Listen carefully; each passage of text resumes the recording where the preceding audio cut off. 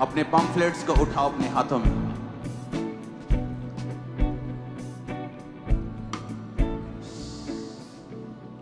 और खुदावन के नाम में इन्हें लहराओ और खुदावन का अभिषेक आपके ऊपर और इन पम्फलेट्स के ऊपर आए।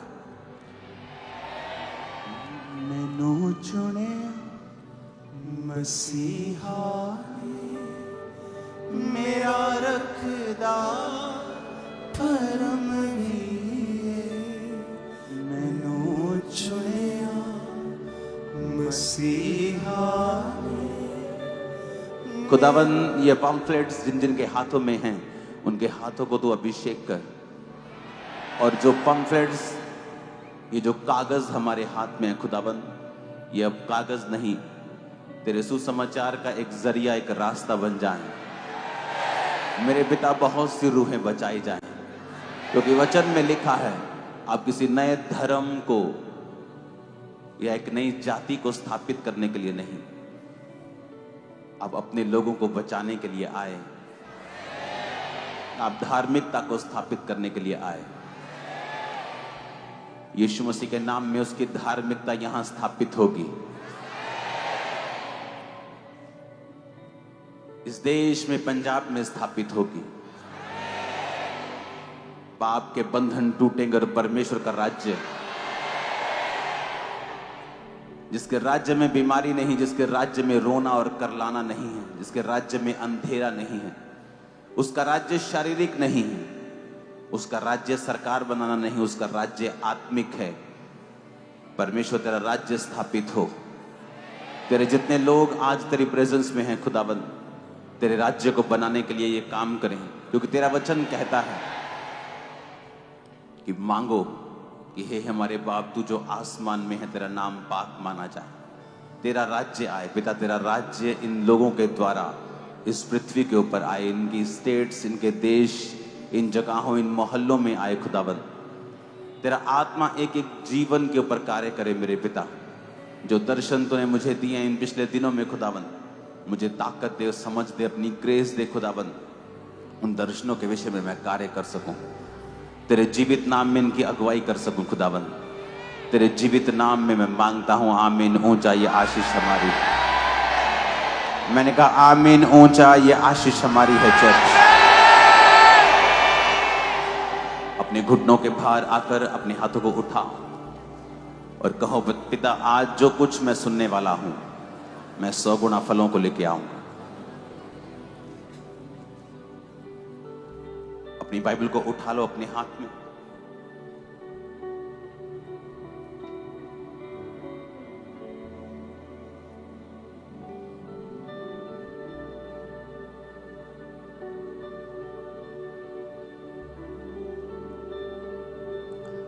उठाकर अपने पवित्र वचन को, बाइबल को कहो खुदावन आज जो कुछ मैं सुनूंगा मैं 100 गुना फलों को लेके आऊंगा। उठाओ अपने हाथों में।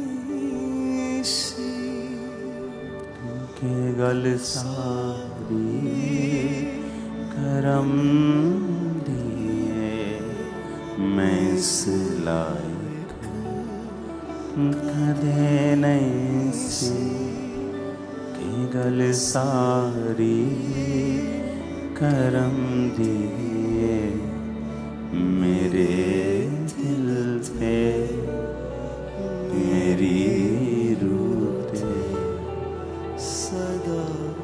खुदाबंद से कहो परमेश्वर आज जो कुछ मैं सुनूं मैं इसे भूलूं ना, ये मेरे दिल की पट्टियों के ऊपर लिखा जाए। मांगो ऊंची आवाज में।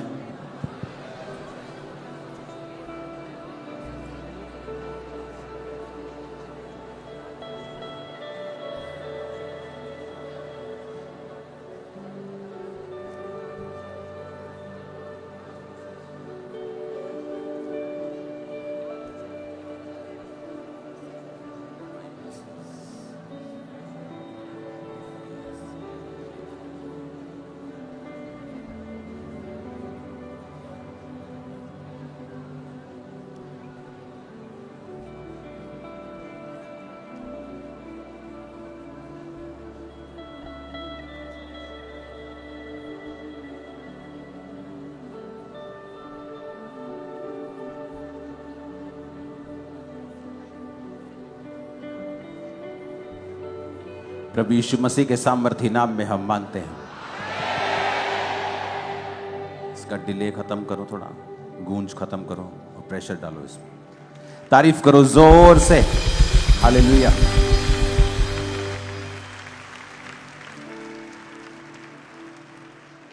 अपने पड़ोसी को बोलो, तेरा स्वागत है परमेश्वर की प्रेजेंस में।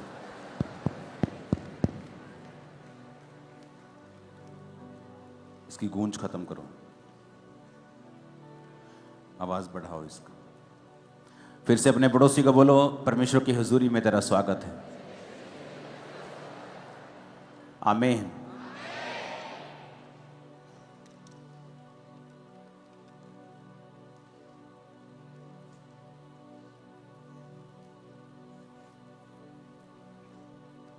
ऑस्ट्रेलिया क्रूसेड के लिए तारीफ करो सब जन खुदावंद।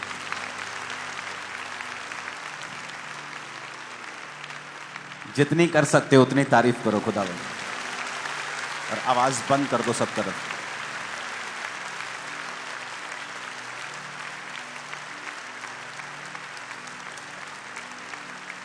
हालेलुया।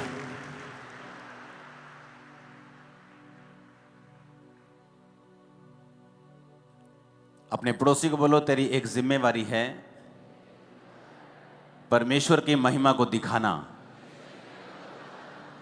तेरी ये पर्सनल जिम्मेवारी है अपनी गवाही को खराब ना होने देना। तेरी ये पर्सनल जिम्मेवारी है अपने जीवन से परमेश्वर के नाम को महिमा देना। आमीन। आपकी लाइफ ब्लेस करता है परमेश्वर जब आप पर्सनल जिम्मेवारी लेते हैं कि मैं खुदावंद पर्सनल जिम्मेवारी लेता हूं कि मेरी जिंदगी से तेरे नाम को सिर्फ महिमा ही मिलेगी।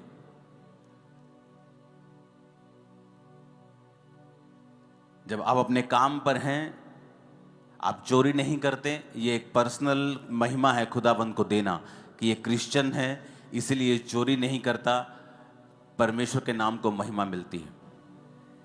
आप अपने मोहल्ले में हैं, आप बाकियों की तरह चुगली नहीं करती, आपको नहीं इंटरेस्ट कि दूसरे के घर में क्या हो रहा है, आपको इंटरेस्ट है कि आज मैंने प्रार्थना की है कि नहीं की, आज मैंने बाइबल पढ़ी है कि नहीं पढ़ी, आज मेरे बेटे ने, मेरी बेटी ने, मेरे हस्बैंड ने परमेश्वर में समय बिताया है कि नहीं बिताया। आपको पता है कि अगर आप भी उनके जैसा ही करेंगे तो ये परमेश्वर की महिमा नहीं होगी। और जब आपकी जिंदगी से, पर्सनल जिंदगी से प्रभु की महिमा नहीं होती, वो आपको नहीं बढ़ाता।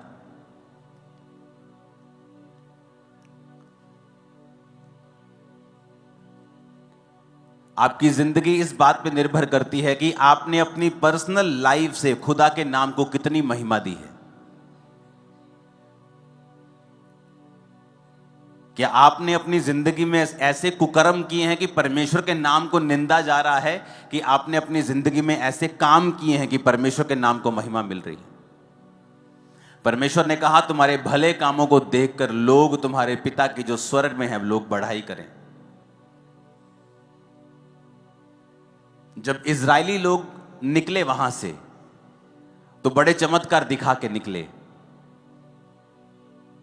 तो जब इजरायली लोग वहां पहुंचे नहीं जहां उनको पहुंचना चाहिए था, तो आप जानते हैं लोगों ने क्या कहा? लोगों ने परमेश्वर के नाम को निंदा दी। परमेश्वर ने कहा, इनका परमेश्वर तो बड़ी बड़ी बातें करके इनको यहां से ले गया था, लेकिन वहां नहीं पहुंचाया जहां इन्हें पहुंचाने का वायदा परमेश्वर ने किया था।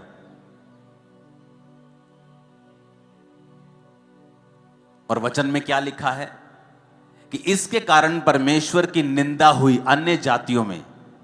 अन्य जातियों ने यह नहीं देखा कि अगर वो इजरायली नहीं पहुंचे कनान में तो उसका कारण, वो कारण नहीं ढूंढा उनको नहीं पता कि वो व्यभिचार के कारण नहीं पहुंचे, वो मूसा के खिलाफ कुड़कुड़ा के वहां नहीं पहुंचे, वो उन्होंने मूर्ति पूजा की इसलिए वहां, वो उन्होंने कुछ नहीं देखा। उन्होंने सिर्फ यही देखा कि ये वहां पर नहीं पहुंचे क्योंकि परमेश्वर ने पहुंचा नहीं पाया। और बाइबल कहती है अन्य जातियों ने परमेश्वर के नाम की निंदा की। आपके कारण अगर परमेश्वर के नाम को महिमा मिलेगी, परमेश्वर आपको पब्लिकली रिवॉर्ड करेगा और बढ़ाएगा।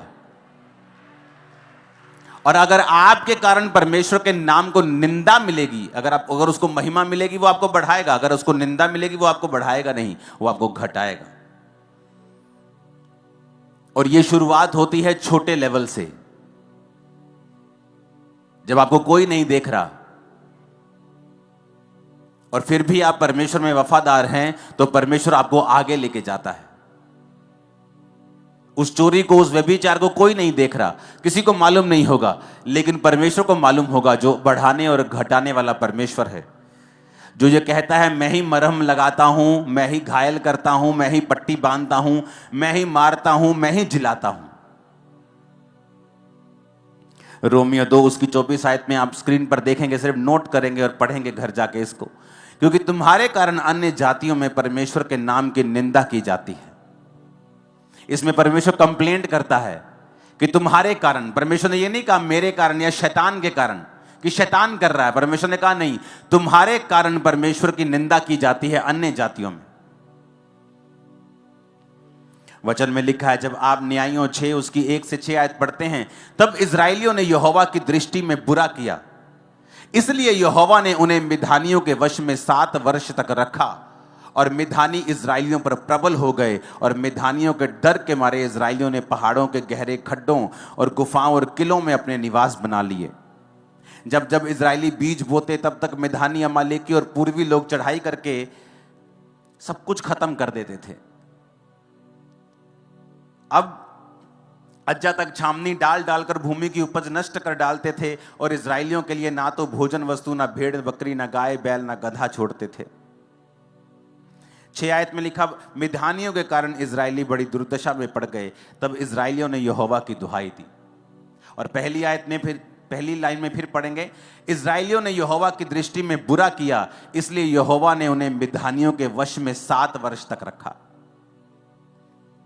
अब यहां शैतान प्रबल नहीं हुआ उनके ऊपर, यहां कहीं नहीं लिखा कि शैतान ने उनको अपने वश में कर लिया। परमेश्वर ने कहा वो परमेश्वर से मुड़ गए और इजरायलियों ने पाप किया, इसलिए परमेश्वर ने उन्हें मिधानियों के यानी उनके दुश्मन के वश में 7 वर्ष तक रखा।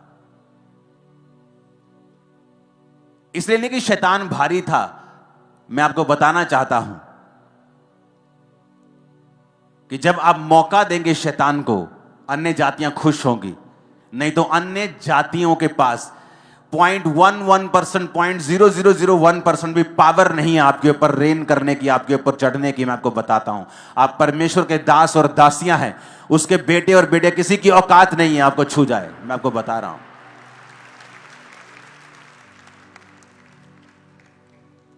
लेकिन वचन कहता है तुमने शैतान को मौका दिया, तुमने वो किया जो बाइबल के खिलाफ था। और बाइबल कहती है इसके कारण अन्य जातियों ने परमेश्वर के नाम की निंदा की। उन्होंने ये नहीं कहा ये व्यक्ति बुरा है, उन्होंने कहा नहीं, पूरी क्रिश्चियनिटी बुरी है।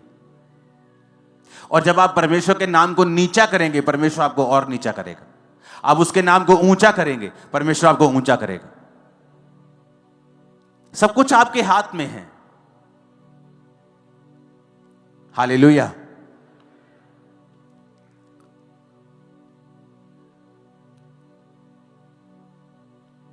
तब क्या हुआ? 7 आयत में लिखा है, न्यायियों 10 उसकी 6 से 10 जब आप पढ़ते हैं, 6 में लिखा, जब इजरायलियों ने यहोवा की दृष्टि में फिर बुरा किया, तो 7 आयत में लिखा है, यहोवा का क्रोध इजराइल पर भड़का और उन्हें पलिश्तियों और अमोनियों के अधीन कर दिया। पूरी बाइबल आप पढ़ के देखो, जब जब इजराइलियों ने बुरा किया, परमेश्वर ने उन्हें दुश्मन के वश में कर दिया। एक सताव होता है आपको बढ़ाने के लिए होता है, एक होता है कि आप अपनी गलतियों की वजह से उस चीज में पड़ते हैं। और यहां पर अगर आप बाइबल में पूरी बाइबल को ध्यान से पढ़ेंगे तो वचन में लिखा है कि हमेशा इजरायली फंसते थे अपने पाप के कारण, और फिर परमेश्वर की दुहाई देते थे, परमेश्वर उन्हें फिर छुड़ाता था, फिर वो परमेश्वर में बिगड़ जाते थे, फिर वो दुश्मन के वश में चले जाते थे, फिर परमेश्वर की दुहाई देते थे और फिर परमेश्वर ने छुड़ाता था। ऐसा चलता रहा कितने 100 सालों तक। जबकि ऐसा करने के लिए आप नहीं बुलाए गए हैं, आप बुलाए गए हैं, बाइबल कहती है, परमेश्वर के गुणों को दिखाने के लिए, परमेश्वर की ग्लोरी को दिखाने के लिए, उसके गुणों को दिखाने के लिए, उसकी पावर को दिखाने के लिए।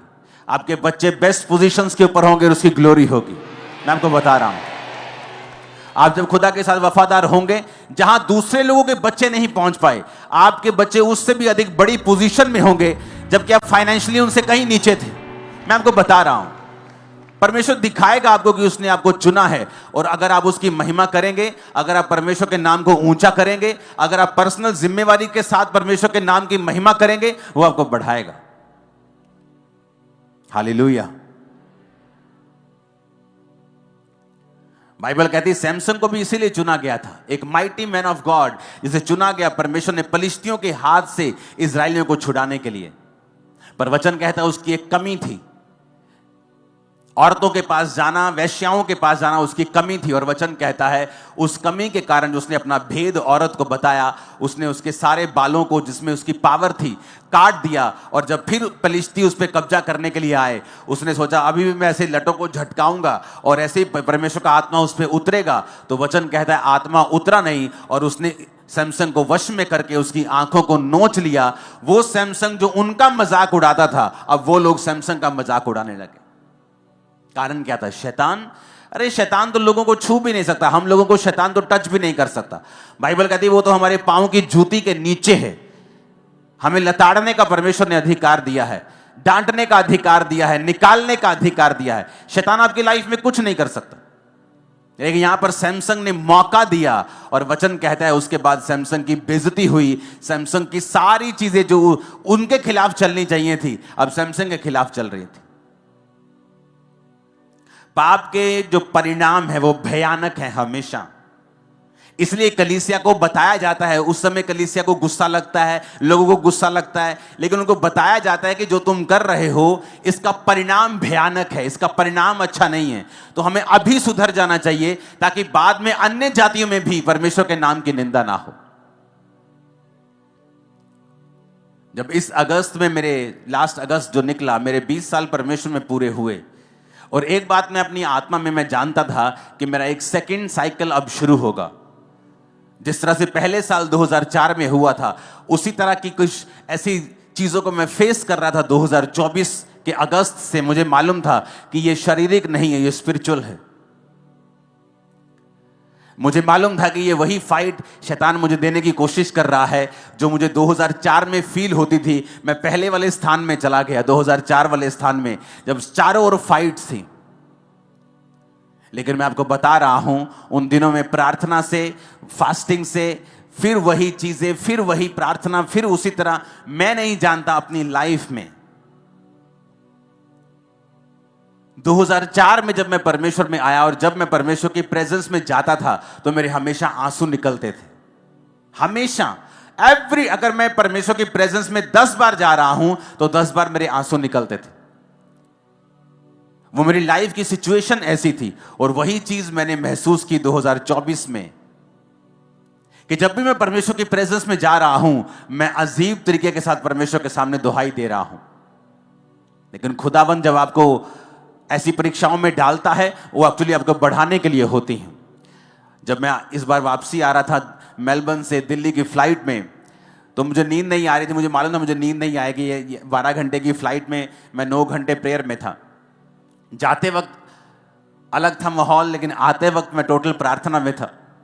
तो जब मैं प्रेयर कर रहा था तो परमेश्वर ने मुझे विजन्स देने स्टार्ट किए, और मैं आपको बताऊंगा आने वाले समय में जो खुदा ने विजन दिया है वो इतना ग्लोरियस है और इतना महान है, और इस चर्च को, इस सेवकाई को, और इस विजन को और इस मिशन को परमेश्वर वहां जाके खड़ा कर देगा जहां पर बड़े बड़े मिशंस को आप देखते हो, उनकी कैटेगरी में परमेश्वर हमें खड़ा करने वाला है। मैं आपको बता रहा हूं, क्योंकि वो चीजें मैंने निकाल ली, वो समय मैंने निकाल लिया प्रार्थना में, उपवास में, आंसुओं के साथ प्रार्थना करते हुए। मुझे मालूम था कि जो मैं जिस चीज से मैं गुजर रहा हूं, मैंने कोई गलत काम नहीं किया, लेकिन मैं निकल रहा हूं।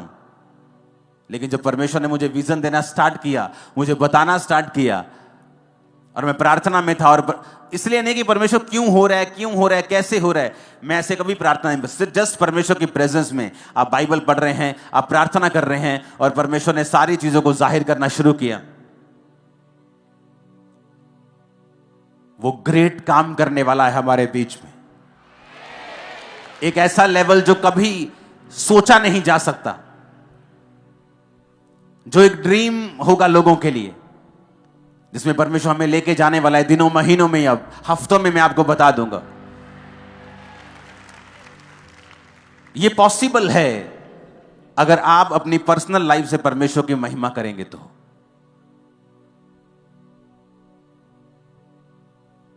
अगर आप अपनी वाइफ के सामने भी ब्लू फिल्म देख रहे हैं, आपने अपनी पर्सनल गवाही को खत्म कर लिया है। अगर आपकी फैमिली को पता है आप झूठ बोलते हैं, तब भी आपने अपनी पर्सनल गवाही को खत्म कर लिया है। आपकी पर्सनल टेस्टिमनी आपके लिए सबसे बड़ा ट्रेजर है, सबसे बड़ा धन है, सबसे बड़ा खजाना है, आपकी गवाही, जो आपको अपने आसपास लोगों को पहले बतानी है। पहले आपके लोकल लोगों को आपकी गवाही मालूम होगी, फिर आपके मोहल्ले को, फिर आपके नगर को, आपके देश को, आपके पूरे वर्ल्ड को फिर आपकी टेस्टिमनी मालूम होगी। लेकिन शुरुआत आपके घर से होगी, आपके आसपास के लोगों से होगी कि आप कैसे हैं।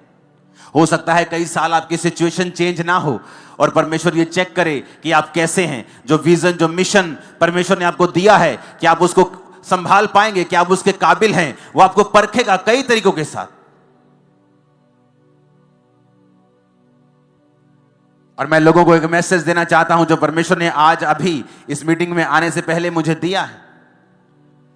जिन लोगों को लगता है कि परमेश्वर के नाम को ऐसा बोला जा रहा है किसी व्यक्ति के कारण या किसी के कारण, उनको एक वचन जो परमेश्वर ने मुझे दिया मैं आपको देना चाहता हूं।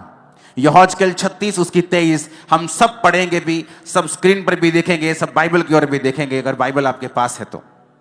परमेश्वर कहता है, मैं अपने बड़े नाम को पवित्र ठहराऊंगा, जो जातियों में अपवित्र ठहराया गया, जिसे तुमने उनके बीच अपवित्र किया। और जब मैं उनकी दृष्टि में तुम्हारे बीच पवित्र ठहरूंगा, तब वे जातियां जान लेंगी कि मैं यहोवा हूं। परमेश्वर यहोवा की यही वाणी है। परमेश्वर की आत्मा ने कहा, आने वाले दिनों में ऐसे कार्य होंगे, ऐसे काम होंगे कि ये पूरी जातियां परमेश्वर को पवित्र ठहराने लग जाएंगी, और खुदा अपने आप को खुद पवित्र ठहराएगा, और क्रिश्चियनिटी की नाम की बल्ले बल्ले होगी, और ऊंचाई आप देखेंगे इसके। और आमीन, ऊंचा चाहिए चर्च। ये होगा अब।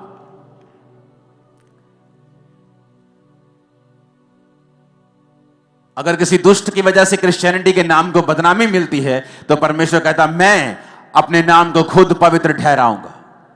आने वाले समय में आप देखोगे खुदा के नाम को इसी जगहों के ऊपर ऊंचा होते हुए। और ये मेरा नहीं, ये खुदा का वचन है आप लोगों के लिए, और पंजाब की कलीसिया के लिए, और इंडिया की कलीसिया के लिए, और दूर सब देशों की कलीसिया के लिए। वो अपने नाम को पवित्र ठहराएगा, और उसे किसी टीवी चैनल की जरूरत नहीं है अपने नाम को पवित्र ठहराने के लिए। जब वो काम करने पे आएगा, वो ऐसा करेगा लोग देखते रह जाएंगे।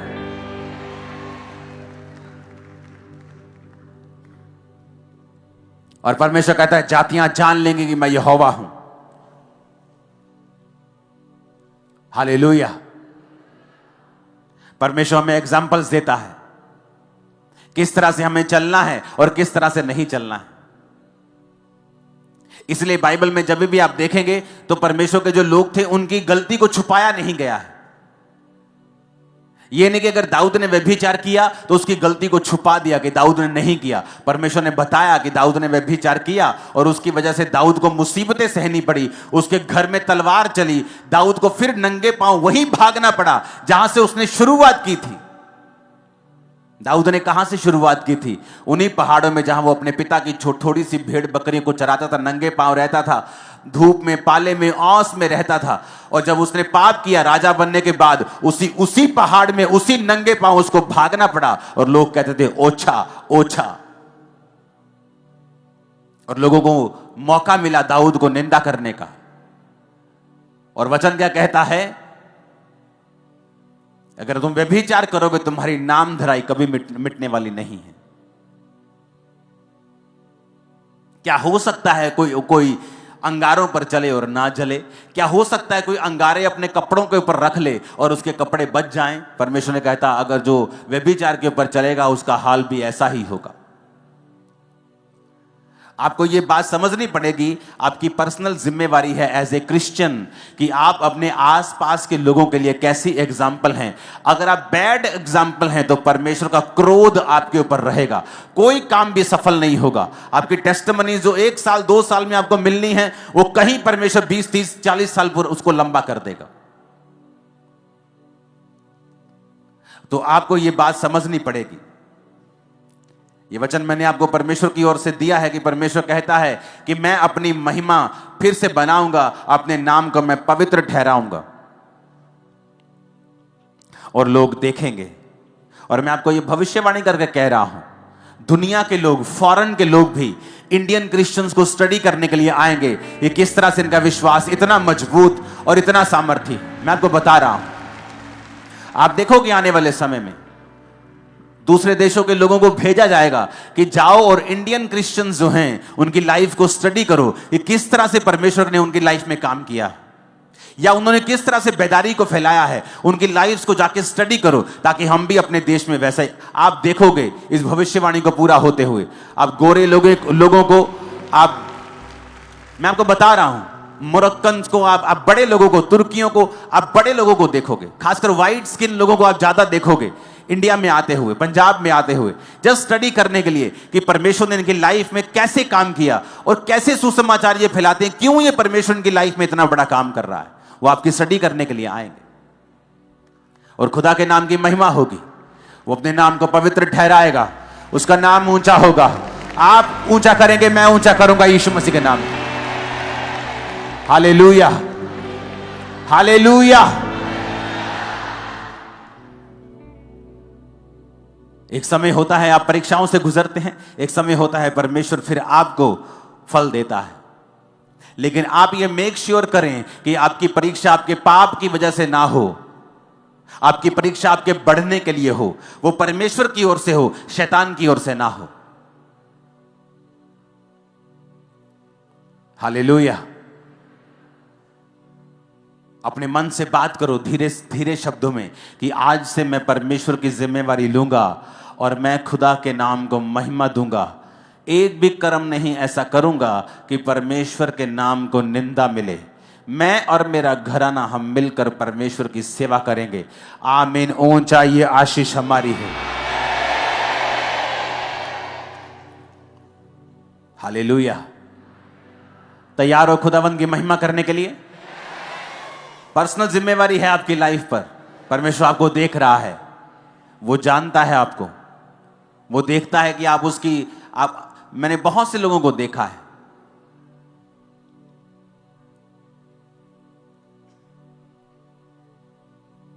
आपका जो मन है वो परमेश्वर से लगा होना चाहिए। अगर आपका मन प्रभु से लगा हुआ है, जब आप चर्च में नहीं हैं या फायर एटमॉस्फेयर में नहीं हैं, आप वर्शिप के माहौल में नहीं है, जस्ट अपने वर्क प्लेस पे हैं, कहीं घूम रहे हैं, कहीं जा रहे हैं, अगर आपके मन में हमेशा परमेश्वर के साथ आप जुड़े हुए हैं, आपको मालूम होगा क्या गलत है और क्या सही है। मुझे ये नहीं करना है, मुझे ये करना है। बाइबल कहती है जब आप पाप करते हैं छोटा सा, आपका विवेक निर्बल हो जाता है। क्या हो जाता है? कमजोर हो जाता है। आप छोटे छोटे पाप करते हैं ना, और ऐसे पाप करते हैं आपको मालूम होता है कि ये पाप है, धीरे धीरे वो पाप आपकी लाइफ में रेगुलर हो जाता है। अगर आपके शरीर को थकावट हो जाए एक दिन तो बहुत महसूस होती है, लेकिन जब लगातार वो चलती जाती है आप हैबिचुअल हो जाते हैं कि ये प्रॉब्लम आपकी लाइफ में है। जब एक व्यक्ति छोटे छोटे पाप करता है, आंखों का पाप, व्यभिचार, कुछ मोबाइल पे देख लिया, कुछ गलत काम कर लिया, उसका विवेक निर्बल हो जाता है। जब आप निर्बल हो जाते हैं तब अगर आप अपनी निर्बलता का इलाज ना करें तो आप मर जाते हैं। और जब विवेक मर जाता है, मैं आपको बता रहा हूं, वो अगर वो पाप भी करेगा उसका विवेक उसे दोषी नहीं ठहराता। पता है क्यों? क्योंकि उसका विवेक मरा हुआ है। एक मरा हुआ बंदा इल्जाम नहीं लगा सकता। एक मरा हुआ व्यक्ति नहीं कह सकता वो तेरे मुंह पे दाग लगा हुआ है, वो तेरे कपड़ों पे दाग है। मरा हुआ व्यक्ति नहीं कह सकता। जब पाप कर करके विवेक को खत्म ही कर लिया, विवेक मार ही लिया, तो विवेक दोषी क्यों ठहराएगा फिर आपको? फिर विवेक आपको दोषी नहीं ठहराएगा, क्योंकि आपका विवेक तो मरा हुआ है। अगर मरा हुआ ना होता तो इतने बड़े बड़े आप काम ना करते। कितने मेरी बातों को समझ रहे हैं? आप प्रभु में सही चल रहे होते हैं, आप कुछ गलत करते हैं, हल्का सा भी आपके अंदर गिल्टी की भावना आती है। कितने मेरी बात को समझ रहे हैं? चाहे आप थोड़ा सा डांट भी नहीं किसी, आपके अंदर गिल्टी की भावना आती, गिल्टी फील होता है। लेकिन कईयों को नहीं होता है। क्यों? क्योंकि वो अपने विवेक को निर्बल कर करके विवेक को मार चुके हैं, डेड कर चुके हैं, डेथ हो गई है विवेक की। अब वो कुछ भी कर रहे हैं क्योंकि उनका विवेक उन्हें दोषी कहते हैं। विवेक दोषी नहीं ठहराता तो आप दोषी नहीं। बाइबल ऐसा नहीं कहती। बाइबल कहती है वचन तुम्हें दोषी ठहराता है, सिर्फ विवेक नहीं। अगर वचन तुम्हें दोषी ठहराता है तो तुम दोषी हो। अगर तुम्हारा विवेक मर ही चुका है तो वो तुम्हें दोषी कैसे ठहराएगा? क्योंकि तुमने उसे खत्म कर दिया है पाप कर करके। हालेलुया। तो जब आप पहले स्टेप पे होते हैं और आपके अंदर गिल्टी आती है कि नहीं, ये मुझे गलत लग रहा है, ये थोड़ी सी चोरी, इनडायरेक्ट चोरी, ये चीजें, तभी उसको इलाज करना है, तभी अपने दुर्बलता का इलाज करना है। विवेक को तभी कमजोर होने से बचाना है और उसे मजबूत रखना है। क्योंकि विवेक जब कमजोर हो जाएगा धीरे धीरे वो मर जाएगा, और जब मर जाएगा तुम कुछ भी कर लो, कत्ल भी कर दोगे, तुम कहोगे कोई बात नहीं, मूसा ने भी किया था। फिर तुम एग्जाम्पल्स ढूंढने लगोगे बाइबल में से, और तुम वचन का आसरा लेकर फिर गलत काम करोगे, क्योंकि तुम्हारा विवेक जो है वो मर चुका है।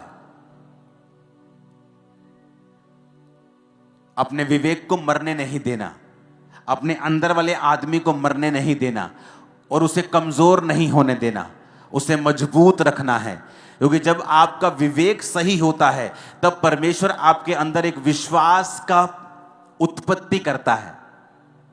अगर आपकी लाइफ में एक बड़ा काम आपको करना है कि ये मेरी लाइफ में हीलिंग होनी चाहिए, खुदावन ये मेरा बेटा बचना चाहिए, प्रभु ये मेरी बेटी मसीह में आनी चाहिए, प्रभु मेरा हस्बैंड मसीह में आना चाहिए, उसके लिए आपको संपूर्ण फेथ चाहिए कि आप प्रार्थना में बैठे, खुदावन मेरे हस्बैंड के दिल दिमाग रुझ जिस्म जान पे अपना अधिकार कर। जितनी अंधकार की शक्तियां इसके जीवन में मैं डांटती हूं, यीशु के नाम में इसके जीवन को छोड़ के जाए।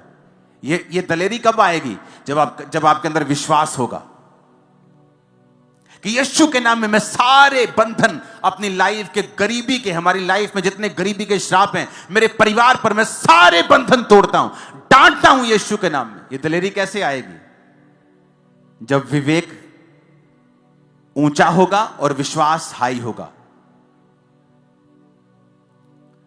जब आपका विवेक निर्बल नहीं होता और आप विवेक मजबूत होता है, आपको पता आप किसी बात में दोषी नहीं,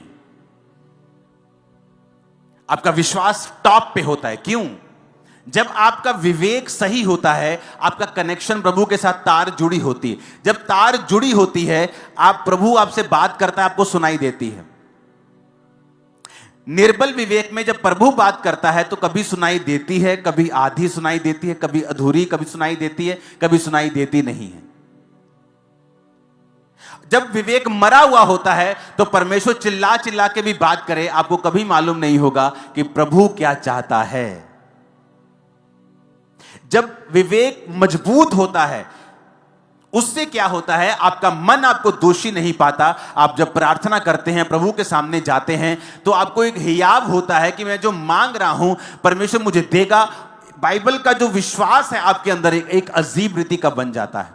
और जब आपका विश्वास बढ़ने लगता है, आपका विवेक हाई लेवल पे होता है, आप प्रेयर करते हैं और शैतान भागता है। कितने मेरी बात को समझ रहे हैं? क्यों? अब आपको मालूम शैतान क्यों आपके विवेक को निर्बल करना चाहता है? ताकि आपका विश्वास कम हो, आपका कनेक्शन कंप्लीट ना हो, आपको प्रभु की आवाज सुनाई ना। आपको मालूम है एक बात, परमेश्वर हर एक जन से बात करता है। जरूरी नहीं वो आपसे कानों में बात करे, लेकिन वो हर एक जन से बात करता है।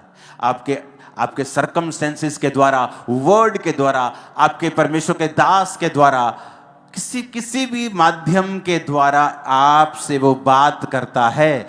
अगर आपका विवेक निर्बल नहीं है, अगर आपका विवेक मरा हुआ नहीं है, आप उसकी बात को झट समझ जाते हैं, चाहे वो 4 साल का बच्चा क्यों ना हो, कि ये बात मुझे परमेश्वर ने बोली है।